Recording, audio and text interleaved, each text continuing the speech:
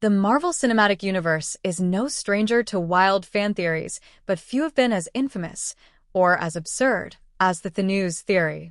The idea, which has floated around the internet for years, speculates that Ant-Man could have defeated Thanos by shrinking down, entering his body through a particular orifice, and then expanding into Giant Man, effectively destroying the Mad Titan from the inside. Despite its ridiculous nature, the theory has remained a topic of discussion among fans, and even Paul Rudd himself. During a recent interview with comicbook.com to promote his upcoming film Death of a Unicorn, Rudd admitted that he still wonders if the plan could have worked.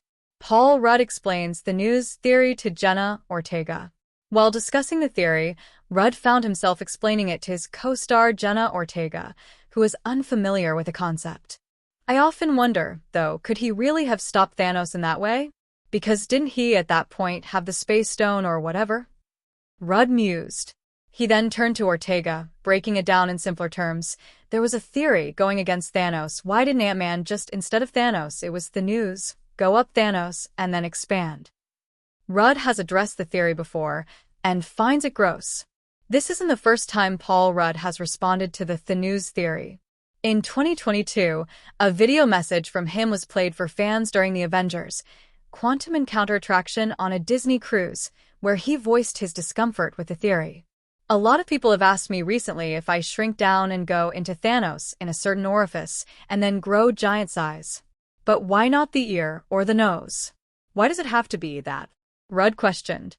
While Rudd seems amused by the persistence of the theory, he remains skeptical about its feasibility.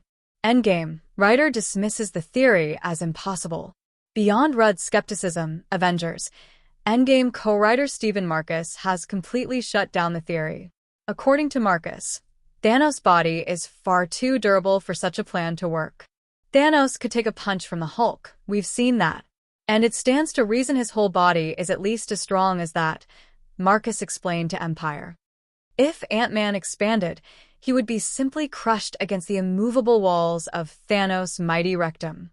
Not exactly the heroic end fans would have hoped for Ant-Man, a theory that just won't shrink away. While the Thanos theory has been debunked in multiple ways, both logically and scientifically, it continues to be a favorite piece of internet lore.